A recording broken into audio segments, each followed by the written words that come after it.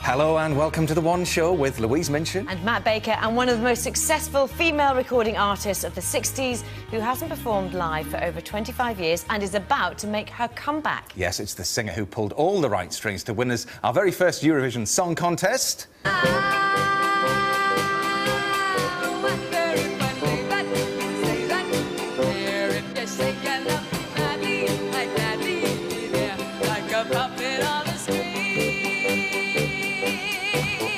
Well, she's shouting it's enough, but it's Sandie Shaw! It's never enough, Sandie. Never enough. Now, you look really happy in that little section there, but apparently you didn't actually like that song when you were singing it. Is that right? Not then. No, not then. Yeah, but I've had therapy since. Yeah. Right. Okay. And I've been 30 years in recovery.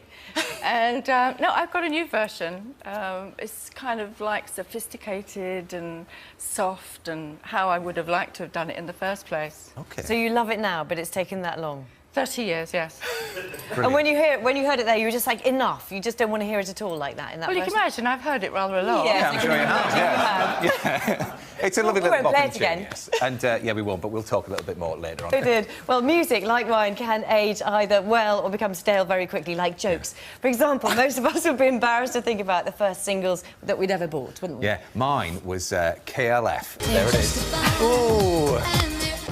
Mine was even worse. Human League. That's good. Oh, this is great. Good, yeah. Now then, but what did a million-selling songbird like Sandie choose as her first single? Well, it turns out it's a song about a bird. I started buying records in 1963. My favourite single of that time was Charles and Ines Fox singing Mockingbird. I'm from Ford's territory, really. I'm from Dagenham in Essex, brought up with a very tight-knit family, very big family, even though I was an only child. Lots of socialising, lots of music around, dancing. I was a really ugly duckling. It was only when I started singing I started feeling beautiful. One of my aunties used to teach me to sing rude words to Cockney songs, and because I was incredibly shy, and it was the way that they could actually bring me out of myself and help me join in, really.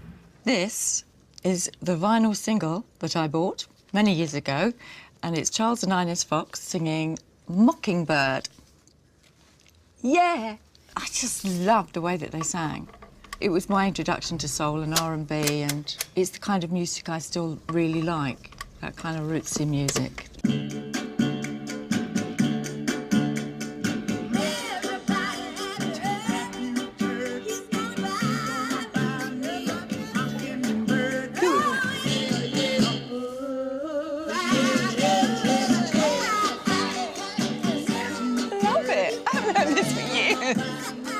It kind of really reconnects me with what I aspired to when I was younger, the kind of music I really, wanted to sing.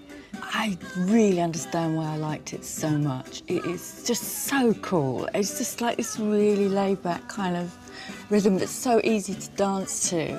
And I just love what she does with her voice. It's just him sort of doing that undertone all the time. It's kind of interesting and just really danceable. The particular year that really sticks in my mind is 1963, because it was just when things were just beginning to really happen. I think we were all at that time inspired by American music.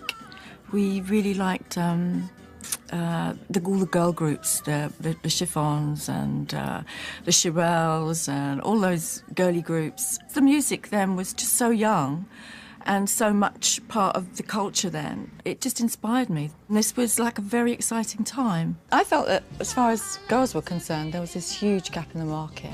We meet every night at 8, and I don't get home till 8.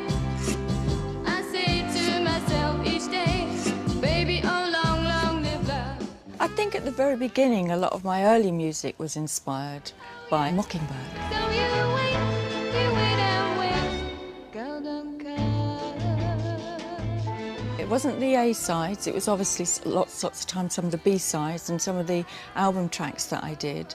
I think I was pushed to have a wider appeal, and that wider appeal I had to do stuff that was kind of more accessible.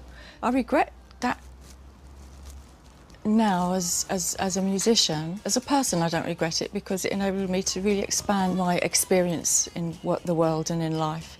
But as an artist, I regret it, and I think I would so love to put that right at some point. Now, Sandie, you talk about putting things right. You're just about to go back on stage again, aren't you?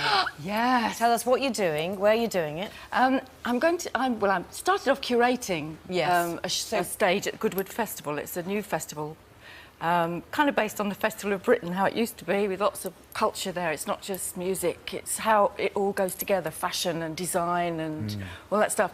So I said I'd do that. I'm doing it in August.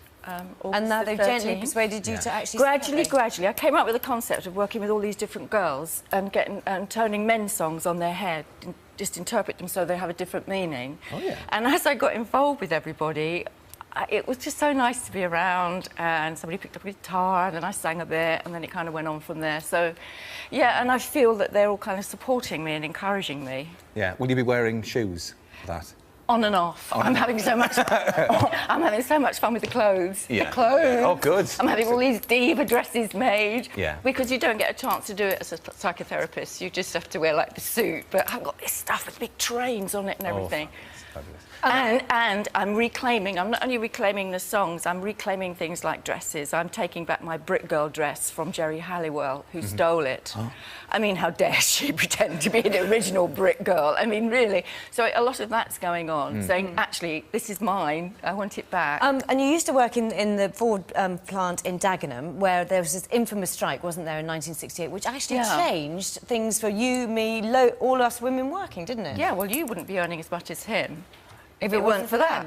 Yeah, because in those days, you could pay a woman what you liked. Yeah. But because of that, and I think only an Essex girl, especially a Dagenham girl, would have had the guts to do that. Yeah, well, there's a new film being made about that, made in Dagenham, which is out October the 1st, and you're singing the title track of that. Yes, it was like kind of made for me, like... Yeah. My nickname is the Dagenham Diva. Oh, that's another thing I'm reclaiming. Yes, it was written by... oh, gosh, I've forgotten his name. David, who writes all the Bond movies. Right. He writes those themes. And Billy Bragg, who comes from Barking. Barking, he wrote the lyrics for it. They wrote it for me, with me in mind. Yeah. And it was just amazing recording it. It just went... and just came out. We wish you all the very best with that, and, of course, the Vintage Festival at Goodwood. Are they talking too fast? No, you're doing lovely. I can slow down! You're all right. Just enjoy the show, because